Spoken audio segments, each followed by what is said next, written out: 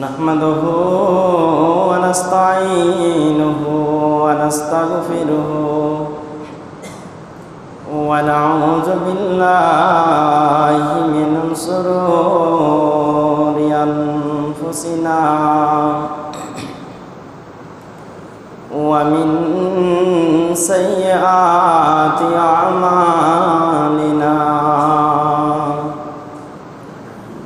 मन यहदिहिल्लाहु फला मुज़िल्ल लहु व मन युज़लिल्हु फला हादिय लहु अल्लज़ी अरसलहु बिल हक़्क़ि बसीरन व नज़ीरा व दाइयन इलल्लाहि बिइज़निहि व सिराजम मुनीरा अम्मा बअदु फ़अऊज़ु बिल्लाहि मिनश शैतानिर रजीम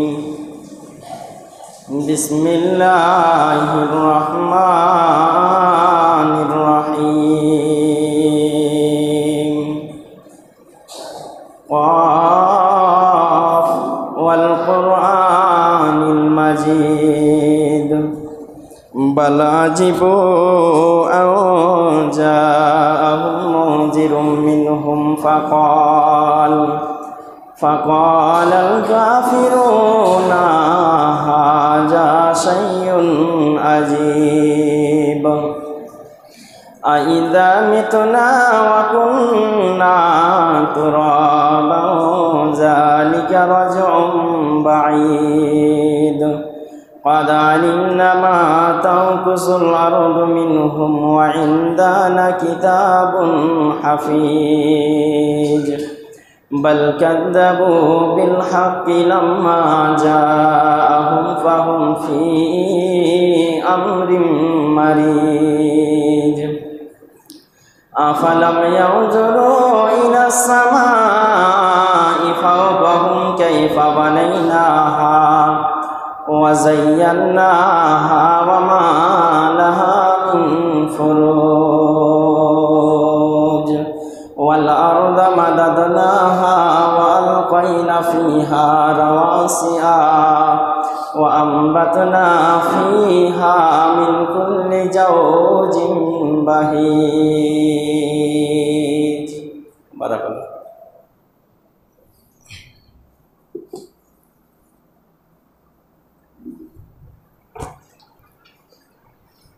इन्नल हम्दलिल्लाह नहमदुहु व नुसल्ली अला रसूलिहिल करीम अम्मा बअदु फ़अऊज़ु बिल्लाहि मिनश शैतानिर रजीम बिस्मिल्लाहिर रहमानिर रहीम या अय्युहल्लज़ीना आमनुत्तक़ुल्लाहा वल तंजुरू नफ्सुम मा क़द्दमत लिग़द वत्तक़ुल्लाहा इन्नल्लाहा ख़बीरुम बिमा तअमलून वक़ाल नबी सल्लल्लाहु अलैहि वसल्लम कुन फिद दुनिया कअन्नका गरीबुन औ आबिरु सबील। তুমি কত সুন্দর কি করে বুঝাই, তুমি কত সুন্দর কি করে বুঝাই, কোনো ভাষা পাই না খুঁজে, কোনো ভাষা পাই না খুঁজে, তোমার তুলনা তুমি নিজে, তোমার তুলনা তুমি নিজে। বেকারার প্রজাপতি গোলাপের মুখে কি করে দোলাই পাখা বুক ভরা সুখে। বেকারার প্রজাপতি গোলাপের মুখে কি করে দোলাই পাখা বুক ভরা সুখে। কোন সুখে এত সুখী বুঝে আসে না যে, কোন সুখে এত সুখী বুঝে আসে না যে। তোমার তুলনা তুমি নিজে, তোমার তুলনা তুমি নিজে। তুমি কত সুন্দর কি করে বোঝাই, কোনো ভাষা পাই না খুঁজে। তোমার তুলনা তুমি নিজে, তোমার তুলনা তুমি নিজে। গভীর রজনী ভরা আকাশের তারা কার প্রেমে জেগে জেগে হয় দিশাহারা। গভীর রজনী ভরা আকাশের তারা কার প্রেমে জেগে জেগে হয় দিশাহারা। তোমার প্রেমের ভার আর সহে না যে, তোমার প্রেমের ভার আর সহে না যে। তোমার তুলনা তুমি নিজে, তোমার তুলনা তুমি নিজে। সাজানো এই পৃথিবীতে এত মায়া লাগে, এত ভালোবাসা বাসি মনে কেন জাগে। আমার বিরহ ঝরে আঁখি ভিজে ভিজে, আমার বিরহ ঝরে আঁখি ভিজে ভিজে। তোমার তুলনা তুমি নিজে, তোমার তুলনা তুমি নিজে। সাজানো এই পৃথিবীতে এত মায়া লাগে, এত ভালোবাসা বাসি মনে কেন জাগে। আমার বিরহ ঝরে আঁখি ভিজে ভিজে। তোমার তুলনা তুমি নিজে, তোমার তুলনা তুমি নিজে। তুমি কত সুন্দর কি করে বোঝাই, কোনো ভাষা পাই না খুঁজে। তোমার তুলনা তুমি নিজে, তোমার তুলনা তুমি নিজে। মাননীয় আজকের জুমার মুসল্লিগণ, যাবতীয় প্রশংসা গুণগান গুণকীর্তন সেই মহান আল্লাহ পাক রব্বুল আলামিনের জন্য। সেই মহান আল্লাহ পাক রব্বুল আলামিনের গুণগান গুণকীর্তন করে আমরা শেষ করতে পারবো না। তাই ছোট্ট একটি বাক্যে দ্বারা আমরা সকলে বলে থাকি আলহামদুলিল্লাহ। তারপরে পরে আমাদের ধর্মের গুরু কর্মের সেরা মামনা লাল তাজদারে মাদানী জনাবে মোহাম্মদ রসুল্লাহ সাল্লাল্লাহু আলাইহি সাল্লামের উপর অসংখ্য দরুদ ও সালাম অবতীর্ণ হোক। আল্লাহুম্মা সাল্লি আলাইহি, আল্লাহুম্মা বারিক আলাইহি, আল্লাহুম্মা আমিন। ব্রাদারনি ইসলাম, আপনাদের সামনে আজকে যে আমি টপিকটা রেখেছি বা বিষয়টা রেখেছি, সেই বিষয়ের নাম হচ্ছে যে পরকাল। যে আপনি পরকালের জন্য আপনি কি তৈরি করছেন আজকে, এই বিষয়টা আপনার আমার এখন তো জানা জরুরি এবং মানাও আপনার জন্য আমার জন্য একদম অপরিহার্য, মানতেই হবে। নচেত আপনি দেখুন আমরা কখন ভয় করি, আমরা ভয় করি আমার বাড়িতে আপনার বাড়িতে কেউ মারা গেছে, বাবা মারা গেছে, মা মারা গেছে, আত্মীয় স্বজন কেউ একজন মারা গেছে, ওই দিনটা আমরা ভয় করি। কেন? নিঠুর দেহ পড়ে আছে, ওই দেহটা আজকে কথা বলছিল কিন্তু আজকে কথা সে বলতে পারে না। তখন আমরা কতক্ষণ ভয় করি? মাটি দেওয়া অবধি আমরা ভয় করি। যদি আমাদের এই যে একদিন যে আমরা ভয়টা করছি, এই ভয়টা যদি আপনার অন্তরে আমার অন্তরে যদি থাকতো, তাহলে কেউ বেনামাজি হয়ে মারা যেত না, কেউ বেনামাজি হয়ে থাকতে পারতো না। আসি আল্লাহ পাক রব্বুল আলামিন পবিত্র কোরআন মাজিদের ভিতরে কি বলছেন? সূরা হাসর 2 নম্বর রুকু আল্লাহ পাক রব্বুল আলামিন তিনি বলছেন, কি বলছেন? ইয়া আইয়ুহাল্লাযীনা আমানুত্তাকুল্লাহা, আল্লাহ পাক রব্বুল আলামিন বলছেন, হে বিশ্বাসী বান্দারা, হে ঈমানদার বান্দা বান্দিরা তোমরা শোনো। ইয়া আইয়ুহাল্লাযীনা আমানুত্তাকুল্লাহা, তোমরা আল্লাহকে ভয় করো। ওয়াল তানজুরু নাফসুম মা কদ্দামাত লিগাদ, আর তোমরা একা একা নিরালা নিরিবিলিতে বসে বসে, তোমরা একা একা বসে বসে তোমরা চিন্তা ভাবনা করো, তোমরা সেগুলোকে নিয়ে তোমরা গৌর ফিকির করো।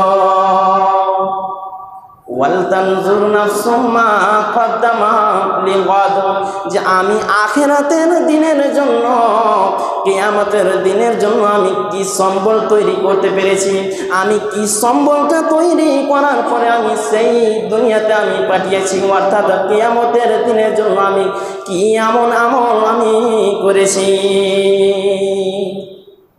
তারপরেই আল্লাহ পাক রব্বুল আলামিন বলছেন, ইন্নাল্লাহা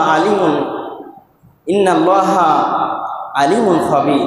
আল্লাহ পাক রব্বুল আলামিন আপনি আমি যা করছি সব কিছুর উপরে আল্লাহ পাক রব্বুল আলামিন ক্ষমতাবান। আল্লাহ পাক রব্বুল আলামিন সব কিছু জানছেন, তারপরেও আপনি আমি করছি না। তবে আপনার ব্রেনকে আমি ধোলাই করছি, একটু আপনার ব্রেনকে আপনি জিজ্ঞাসা করুন।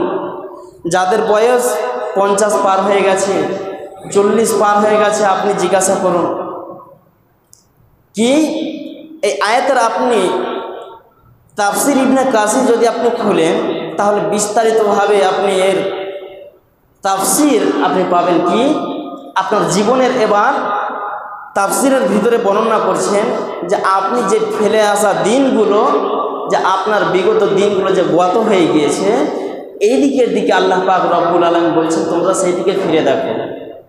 কি বলছেন? আল্লাহ পাক রব্বুল আলামিন বলছেন, তোমার কুসকুসে কালো চুল ছিল, তোমার দাঁত ছিল 32টা, একটাও দাঁত তোমার উঠেনি, তুমি খাওয়ার পরেও খেয়ে নিয়েছো, তোমার পেটে কোনো অসুবিধা হয়নি, তুমি এই সীতাসনগর থেকে চাঁচকি পর্যন্ত তুমি একাই পায়ে হেঁটে তুমি চলে গিয়েছো, মাথাতে বোঝা নিয়ে তুমি কত দূর পর্যন্ত গিয়েছো? না তো তুমি 10 কিলো 15 কিলো কোনো একটা বস্তুকে তুমি মাথায় করে নিয়ে তুমি পাকুর পর্যন্ত চলে গিয়েছো। আজকে তোমার বয়সটা 50 বছর হয়ে গেল। আজকে তোমার ব্রেনকে তুমি প্রশ্ন করো রে মন, এতদিন যে যৌবনটা আমার ছিল, যেই যৌবনটা আমার ছিল আজকে আমার কাছে নাই, তাহলে সেই যৌবনটা কোথায় গেল? তো আমাকে ফাঁকি দিয়ে আমার যৌবনটা চলে গেল। আল্লাহ পাক রব্বুল আলামিন বলছেন যে তোমার যৌবন তোমাকে ফাঁকি দিয়ে যায়নি, বরঞ্চ তুমি কি করেছো? তোমার যৌবনকে তুমি নিজেই ফাঁকি দিয়েছো। সেই সময় তুমি ভালো আমল করতে পারোনি। আল্লাহ পাক রব্বুল আলামিন এই আয়াতের তাফসিরে শেষ অংশে বলছেন যে ও পৃথিবীর মানুষেরা, ও পৃথিবীর বান্দা বান্দিরা, তোমরা শুনো। আজকে তুমি অনুভব করছো আমার বয়স 70 হয়ে গিয়েছে, আমার কালো কুচকুচে চুল ছিল আজকে সাদা হয়ে গিয়েছে, আমার দাড়িটা কালো কুচকুচে ছিল আজকে আমার দাড়িটা সাদা হয়ে গিয়েছে, আমার চোখের পাতাতে কোনো রকমের দাগ ছিল না, আমার কপালে কোনো রকমের একটাও ভাঁজ ছিল না, কিন্তু আজকে আমার কপালে 3টা ভাঁজ পড়ে গিয়েছে, আমার গালগুলো বিপন্ন হয়ে গিয়েছে। তো কেন হয়েছে? আল্লাহ পাক রব্বুল আলামিন বলছেন, তোমার বয়সটাকে তুমি ফাঁকি দেওয়ার কারণে, তোমার বয়সটাকে তুমি ফাঁকি দেওয়ার কারণে তোমার আজকে এই সাদা কুচকুচে কালো চুলটা আজকে সাদা হয়ে গিয়েছে। তোমার 32টা দাঁত ছিল, তোমার দাঁত আজকে একটাও নাই, সেই দাঁতগুলো উঠে উঠে উঠে উঠে পড়ে গিয়েছে। কেন? এই সময় যদি আপনি ভালো কর্ম, নেক কর্ম, আপনি আখিরাতের জন্য যদি কিছু না করতে পারেন তাহলে আপনাকে পস্তাতে হবে, এতটাই আপনি জেনে রাখুন। এবার আপনাকে একজন সাহাবীর কথা আপনাকে শোনাচ্ছি, যার নাম হচ্ছে সাঈদ ইবনে আমের রাদিয়াল্লাহু তাআলা আনহু। এই ব্যক্তিটা মুসলিম ছিল, ইসলাম গ্রহণ করেননি। তার আগে আল্লাহর নবী জনাবে মুহাম্মদ রাসূলুল্লাহ সাল্লাল্লাহু আলাইহি সাল্লাম এই সাঈদ ইবনে আমের ইসলাম গ্রহণ করলেন। ইসলাম গ্রহণ করার পরে আল্লাহ পাকের নবী খুশি হয়ে আনন্দে, তার উপরে আনন্দ হয়ে গিয়ে তার উপরে খুশি হয়ে আল্লাহ পাকের নবী তাকে মক্কার গভর্নর বানিয়েছিলেন। কেমন গভর্নর? যাকে আমরা বলি আজকে যে ডিলার, যে মাল বিতরণ করছে। তো এইরকম একটা পদ সাঈদ ইবনে আমের রাদিয়াল্লাহু তাআলা আনহুকে দিয়েছিলেন। কেন দিয়েছিলেন? সাঈদ ইবনে আমের রাদিয়াল্লাহু তাআলা আনহুকে যখন এই পদটা দিলেন, কোথা থেকে মাল আসবে? আল্লাহ পাকের নবী মদিনা থেকে সাঈদ ইবনে আমেরকে মাল পাঠাবে, সেখানে যতগুলো মানুষ অসহায় আছে, দরিদ্র আছে, তার পাড়া প্রতিবেশী যতগুলো আছে তাদেরকে মালটা বন্টন করে দিবে। কিসের মাল? বাইতুল মাল। সাঈদ ইবনে আমের রাদিয়াল্লাহু তাআলা আনহু তিনি বলছেন, নিজের ঘটনা নিজেই তিনি বলছেন যে আল্লাহ পাকের নবী আমার উপরে খুশি হয়ে আমাকে মক্কার আমাকে গভর্নর বানিয়েছিলেন। লোকদেরকে আমি কি করতাম? যারা ইয়াতিম ছিল, দরিদ্র ছিল, গরিব ছিল, ওই সব লোকদেরকে আমি মাল বিতরণ করে করে দিতাম। মাল দেওয়ার পরে লোকেরা সাঈদ ইবনে আমের রাদিয়াল্লাহু তাআলা আনহুর উপরে 2খানা অপবাদ লাগিয়েছিলেন। একখানা অপবাদ হলো এই, আল্লাহর নবীকে ওই পাড়া প্রতিবেশীর লোকেরা গিয়ে বলছে, আল্লাহর নবী গো, আমাদের সমাজে যখন বিচার হয়, সালিশ হয়, ওই বিচারে সাঈদ ইবনে আমের কিন্তু উপস্থিত হন না। দ্বিতীয় নাম্বার যে অপবাদটা লাগিয়েছিলেন সেটা হলো এই যে, ওগো আল্লাহর নবী, যে আমাদের অফিস আছে, আদালত আছে, সেখানে হাজিরি দেওয়া লাগে। ওগো আল্লাহর নবী, সাঈদ ইবনে আমের মাসে 2 দিন কিংবা 3 দিন কিংবা 4 দিন সাঈদ ইবনে আমের ওই হাজিরিতে উপস্থিত হন না। আল্লাহ নবী বলছেন, এটা তোমাদের অভিযোগ? আচ্ছা ঠিক আছে। আল্লাহর নবীর কাছে সমস্ত পাড়া প্রতিবেশী গেলেন। সাঈদ ইবনে আমের রাদিয়াল্লাহু তাআলা আনহুকে ডেকে পাঠানো হলো। সাঈদ ইবনে আমের গেলেন। যাওয়ার পরে আল্লাহর নবী বলছেন, সাঈদ ইবনে আমের শোনো, তোমাকে যে আমি দায়িত্বটা দিয়েছিলাম, তোমার পাড়া প্রতিবেশী তোমার উপরে 2খানা কেলেম লাগিয়েছে, 2খানা তোমার উপরে অভিযোগ করেছে। বলছে, আল্লাহর নবী কি এমন অভিযোগ করেছে বলেন তো? আল্লাহর নবী বললেন, সাঈদ ইবনে আমের শুনো, প্রথম যেটা তোমার উপরে কেলেম লাগানো হয়েছে, অভিযোগ করা হয়েছে, তোমার পাড়াতে তোমার প্রতিবেশীরা যখন তোমাকে বিচারের জন্য ডাকে তখন তুমি বিচারে কোনোদিন উপস্থিত হও না। বলছে, আল্লাহর নবী আমি যাই না, কিন্তু এর কারণ আছে। বলছে যে আচ্ছা কারণটা তোমার বলো, কি কারণ? সাঈদ ইবনে আমের বলছেন, ওগো আল্লাহর নবী শুনুন, আমি যখন বেধর্মী ছিলাম, আমি যখন অমুসলিম ছিলাম, আমি যখন হিন্দু ছিলাম, বৌদ্ধ ছিলাম, খ্রিস্টান ছিলাম, সেই সময় আমার জাত ভাইয়েরা কি করেছিল, একজন মুসলিমকে ধরে নেওয়ার পরে গলাতে ফাঁস পরিয়ে দিয়েছিল, তার রশি দিয়ে তার গলাটাকে বেঁধে দিয়ে উপর দিকে টেনে ওই ব্যক্তিটাকে সেখানে হত্যা করেছিল।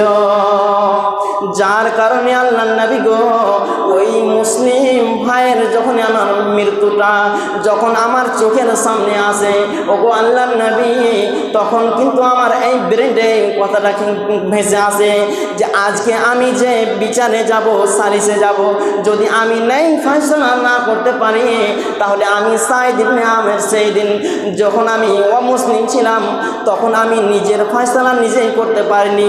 ওগো আল্লাহর নবী, তাহলে আমি অপরের ফয়সালা কি করে আমি করতে যেতে পারি? আচ্ছা, এত বড় কাজ।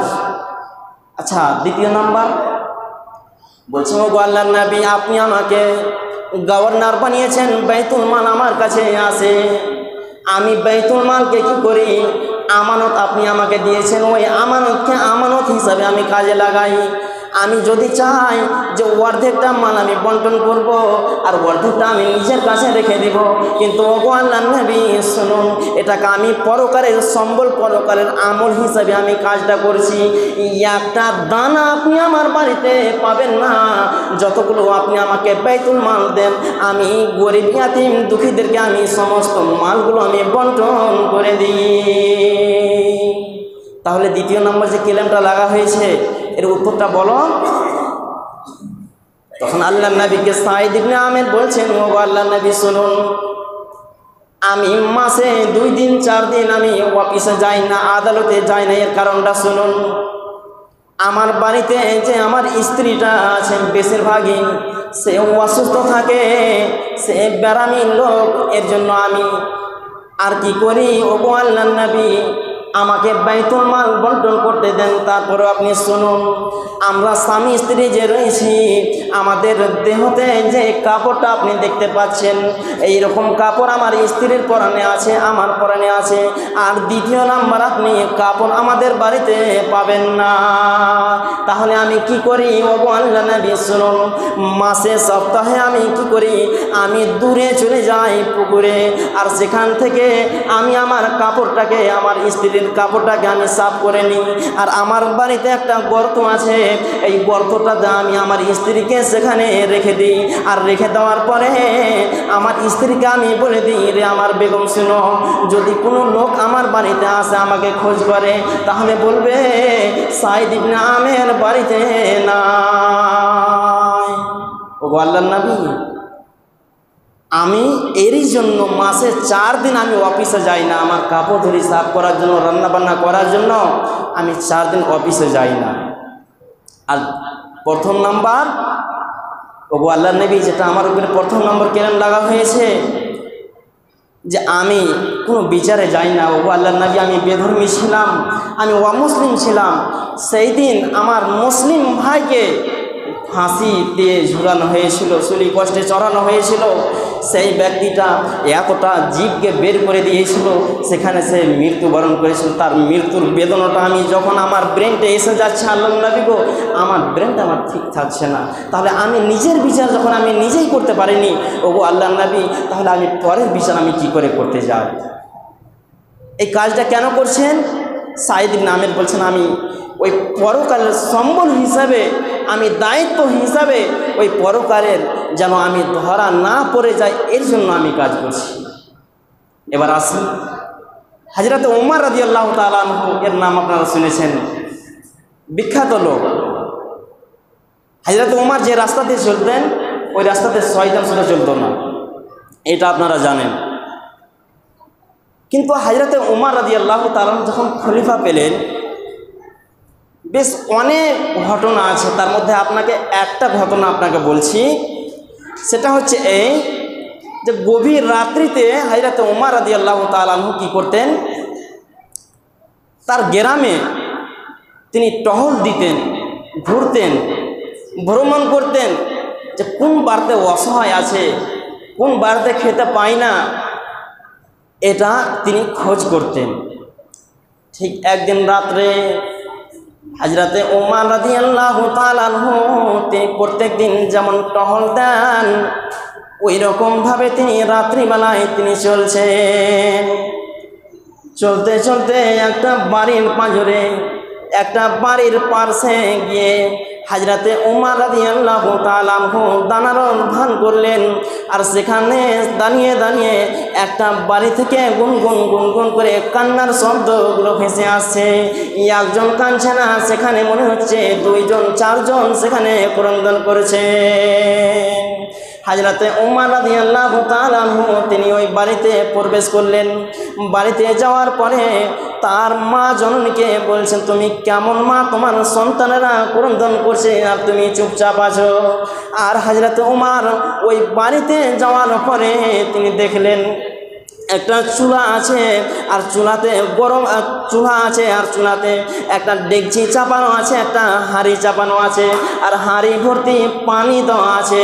আল্লাহ হযরতে ওমর রাদিয়াল্লাহু তাআলা জিজ্ঞাসা করলেন, ও মা বলো তো যে এই হাঁড়িটার উপরে হাঁড়িটাতে তুমি কি রেখেছো? তখন আমিরুল মুমিনিনকে বলছেন যে এগুলো আমি জাল দিচ্ছি, এগুলোতে আমি আগুন জ্বালাচ্ছি, কেননা আমার বাচ্চাগুলো খিদার তাড়নায় খিদার যন্ত্রণায় ক্রন্দন করছে। আর আমার বাড়িতে তেমন কোনো খাদ্য নাই, আমার বাড়িতে তেমন কোনো খাবার তাদেরকে আমি দেবো এরকম ব্যবস্থা নাই। আমি যাতে করে আমার সন্তানেরা বুঝে, এর জন্য আমি তাদেরকে সান্ত্বনা দিচ্ছি, এই যে খাবারটা হয়ে যাবে আমি তোমাদেরকে দিয়ে দিব, তোমরা খাবে, তোমরা খেয়ে তোমরা ঘুমিয়ে পড়বে। হযরতে ওমর রাদিয়াল্লাহু তাআলা যখন এই কথা বলল, হযরতে ওমর সেখান থেকে ক্রন্দন করতে করতে সেখান থেকে রিটার্ন আসছেন। আসার পরে বাইতুল মাল থেকে মাল নিয়ে আসলামাকে বলছেন, আসলামা তুমি এগুলো আমার পিঠের উপরে চাপিয়ে দাও। হযরতে ওমর রাদিয়াল্লাহু তাআলা কে বলছেন, আসলামা ওগো আমিরুল মুমিনিন খলিফাতুল মুসলিমিন, আপনি ওই মালগুলোকে আমার পিঠের উপরে চাপিয়ে দেন, আমি ওই বাড়িতে পৌঁছে দিয়ে আসছি। হযরতে ওমর রাদিয়াল্লাহু তাআলা বললেন, রে আসলামা শোনো, এই কারণ হচ্ছে এটা যদি আমি তোমাকে বহন করতে দিই আর তোমাকে বহন করতে দেব না, এর কারণটা তুমি শোনো। আল্লাহ পাক রব্বুল আলামিন হাসরের মাঠে, কাল কিয়ামতের মাঠে হযরতে ওমর আমাকে জিজ্ঞাসা করবেন, রে ওমর তোমার খলিফা ছিল, তুমি আমিরুল মুমিনিন ছিলে, আর তোমার গ্রামে তোমার পাড়াতে এমন একটা অসহায় মানুষ ছিল যে সেখানে সে খাবার খেতে পায়নি, এগুলোকে তুমি আমার পিঠের উপরে বইয়ে দাও আর আমি সেখানে দিয়ে আসবো। হযরতে ওমর রাদিয়াল্লাহু তাআলা গেলেন। যাওয়ার পরে সেখানে নিজ হাতে খাবার তৈরি করে দিয়ে বাচ্চাদেরকে খাইয়ে বাচ্চাদেরকে খিলানোর পরে সেখান থেকে রিটার্ন আসলেন। হযরতে ওমর রাদিয়াল্লাহু তাআলা এত বড় একটা সাহাবী, এত বড় একটা আমিরুল মুমিনিন যার আপনি তুলনা করতে পারবেন না। আল্লাহ পাক রব্বুল আলামিনের নবী দোয়া করেছিলেন, ওগো আল্লাহ তুমি হযরতে ওমর রাদিয়াল্লাহু তাআলা কে তুমি ইসলাম গ্রহণ করে দাও, যার কারণে যদি তুমি এই ওমর রাদিয়াল্লাহু তাআলা ইসলাম গ্রহণ করে নেয় তাহলে আমার দ্বারা ইসলাম প্রচার করাটা একটু সহজ হয়ে যাবে, আসান হয়ে যাবে। এই রকম ওমর তিনি বলছেন যে কেন এই কাজ করছেন, আখিরাতের সম্বল হিসাবে, একটা দায়িত্ব হিসাবে আপনি কতটা করছেন। আপনার জীবন কিন্তু আপনি চালাতে পারছেন না, আপনার জীবনকে আপনি চালাতে পারছেন না। শুনুন আর একটা ঘটনা আপনাকে বলছি। হযরতে ওমর রাদিয়াল্লাহু তাআলা আনহু, যে হযরতে ওমর রাদিয়াল্লাহু তাআলা আনহু কতটা ভয় করছেন আপনাকে শোনাচ্ছি। টাইম শেষ হতে গেলেও আপনি 5 মিনিট একটু ধৈর্য ধরেন। হযরতে ওমর রাদিয়াল্লাহু তাআলা আনহু এমন অমাবস্যা রাত্রিতে তিনি যাচ্ছেন ঘোড়াতে করে, তার পিছনে অনেক সাহাবী, তার ভিতরে ইবনে মাসউদ রাদিয়াল্লাহু তাআলা আনহু ছিলেন। রাস্তায় চলছেন, কেউ কিছু দেখতে পাচ্ছেন না, শুধু ঘোড়ার পায়ের আওয়াজ খটখট খটখট করে যে আওয়াজটা হচ্ছে এই আওয়াজটা শুনতে পাচ্ছেন। হযরতে ওমর রাদিয়াল্লাহু তাআলা আনহু তার সাথীদেরকে বলছেন, ও ভাইরা তোমরা কে এমন আছো যে আমি হযরতে ওমরকে এমনই একটা কোরআনের আয়াত শোনাবে, যে আয়াতটা শোনার পরে আমি উমার আমার দেহটা ভাইরাসের মতো থরথর থরথর করে কাঁপবে। হযরতে ইবনে মাসউদ রাদিয়াল্লাহু তাআলা আনহু পিছন থেকে আওয়াজ দিয়ে বলছেন, ফামাইয়ামাল মিসকালা যাররাতিন খায়রান ইয়ারা। রে উমার শুনো, তোমার যদি যারা পরিমাণ যদি গুনাহ থাকে তাহলে সেটাও আল্লাহ পাক রব্বুল আলামিনের নিকটে বহিঃ প্রকাশ হয়ে যাবে। আর এই কথা বলার পরে হযরতে উমর রাদিয়াল্লাহু তাআলা আনহু আবার বললেন, ও ভাইরা, এমনই একটা কোরআনের আয়াত তোমরা আমাকে শোনাবে, যেই আয়াতটা শোনার পরে আমি উমর একটু আপনার কিনা একটু শান্ত হব। হযরতে ইবনে মাসউদ আবারও পিছন থেকে উত্তর দিচ্ছেন, লা তাকনাতু মির রাহমাতিল্লাহ, লা তাকনাতু মির রাহমাতিল্লাহ। হযরতে উমরকে সম্বোধন করে বলছেন, রে উমর শুনো, তোমার যতগুলো আসমান দুনিয়া থেকে আসমান সমতুল্য যদি গুনাহ হয়ে যায়, উমর তুমি খবরদার খবরদার, তুমি আল্লাহর রহমত থেকে তুমি নিজেকে বঞ্চিত করিও না, আল্লাহর রহমত থেকে তুমি নিরাশ হয়ে না। তাহলে আপনি কতটা গুনাহ করেছেন? আপনি আপনার গুনাহকে নিয়ে আপনি একা একা নিরালা ভাববেন, আর ভাবার পরে আল্লাহ পাক রব্বুল আলামিনের কাছে দোয়া করবেন যে আল্লাহ, যতদিন আমি পাপ করেছি আল্লাহ না জানতে জানতে, আল্লাহ তুমি আমার পাপগুলোকে ক্ষমা করো। আল্লাহ পাক রব্বুল আলামিন বলছেন, লা তাকনাতু মির রাহমাতিল্লাহ, হে আমার বান্দা বান্দিরা, তোমরা আমার রহমত থেকে নিরাশ হয়ে না, তোমরা আমার রহমত থেকে বঞ্চিত হয়ে যেও না। আমি আল্লাহ পাক রব্বুল আলামিন সপ্তম আসমান থেকে তোমার দুনিয়াতে যা কিছু প্রয়োজন আমি দেওয়ার জন্য উপস্থিত আছি, বান্দা তুমি চাও। তাহলে আপনাকে একটা ছোট্ট মোটো হাদিস শোনাচ্ছি, আপনি শুনুন যে দুনিয়াটা কেমন। আল্লাহ পাকের নবী বলছেন, লাউ কানাতিদ দুনিয়া তাদিলু ইনদাল্লাহি জানাহা বাউজাতিন মা সাকা কাফিরাম মিন সুরবাতা মাইন। আল্লাহ পাকের নবী বলছেন, এখানে কাফিরও বসবাস করে, একটা ইমানদারও বসবাস করে, একটা নাস্তিকও বসবাস করে, কিন্তু তারপরেও আল্লাহ পাক রব্বুল আলামিন একটা কাফিরকেও পানি পান করান, একটা ইমানদারকেও পানি পান করান, একটা নাস্তিককেও পানি পান করান। আল্লাহ পাক রব্বুল আলামিন বলছেন, লাউ কানাতিদ দুনিয়া তাদিলু ইনদাল্লাহি জানাহা বাউজাতিন মা সাকা কাফিরাম মিন সুরবাতা মাইন। যদি এই দুনিয়ার মশার ডানার সম পরিমাণ যদি কোনো মূল্য হতো, তাহলে আল্লাহ পাক রব্বুল আলামিন নবী বলছেন কাফিরাম মিন সুরবাতা মাইন, তাহলে আমি আল্লাহ পাক রব্বুল আলামিন কোনো কাফিরকে, কোনো বেনামাজিকে, কোনো নাস্তিককে আমি এক ফোঁটা পানি পান করাতাম না। কিন্তু আমরা সবাই আজকে পানি পান করছি, আমরা সবাই একইভাবে আমরা খাবার খাচ্ছি। তাহলে আপনি বলবেন আপনার গুনাহকে নিয়ে যে যা করেছি জান্নাত তো পাবো না। জি, আপনার হিসাব ভুল আছে, আপনার হিসাব ভুল আছে। এমন একটা সাহাবীর আপনাকে ঘটনা বলবো, তার সময় শেষ হতে চলেছে, যে জীবনে এক ওয়াক্ত নামাজ পড়েনি কিন্তু জান্নাতি। এমন বহু সাহাবীর আপনি ঘটনা আপনি শুনতে পাবেন, জীবনে এক ওয়াক্ত নামাজ পড়েনি কিন্তু জান্নাতি।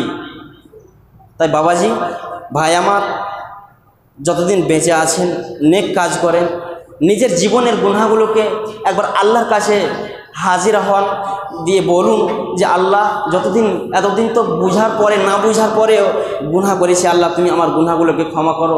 আল্লাহ পাক রব্বুল আলামিন ক্ষমাশীল। আল্লাহ তিনি স্বয়ং নিজেই বলছেন কি আসো তোমরা আমার কাছে চাইবে, আমি দেব। অতএব ব্রাদারিন ইসলাম, আমাদের কর্তব্য হবে যেন আমরা আখেরাতের জন্য কিছু পুঁজি সম্বল যেন আমরা তৈরি করতে পারি, নিজের আখেরাতের ব্যাংক ব্যালেন্স যেন আমরা রাখতে পারি, নচেত দুনিয়া বৃথা যাবে, আপনিও বৃথা যাবেন। যদি আপনি দুনিয়াতে থেকে জান্নাত যদি আপনি না উপার্জন করতে পারেন, তাহলে আপনার এই দুনিয়া আখেরাত কিছুই পাবেন না। দুনিয়া তো আপনি কিছু পেলেন না, আখেরাতেও আপনি কিছু পাবেন না। যাই হোক, অবশেষে আল্লাহ পাক রব্বুল আলামিনের কাছে দোয়া করব, ইয়া ইলাহাল আলামিন, আল্লাহ গো তুমি আমাদেরকে এই আখেরাতের সম্বল করা তুমি তৌফিক দান করো। ইয়া ইলাহাল আলামিন, পাক পরওয়ারদিগারে আলাম। আল্লাহ গো, যতগুলো মানুষ মারা গেছে এই গ্রামের, যতগুলো এই গ্রামের মানুষ মারা গেছে, আল্লাহ তুমি তাদেরকে সকল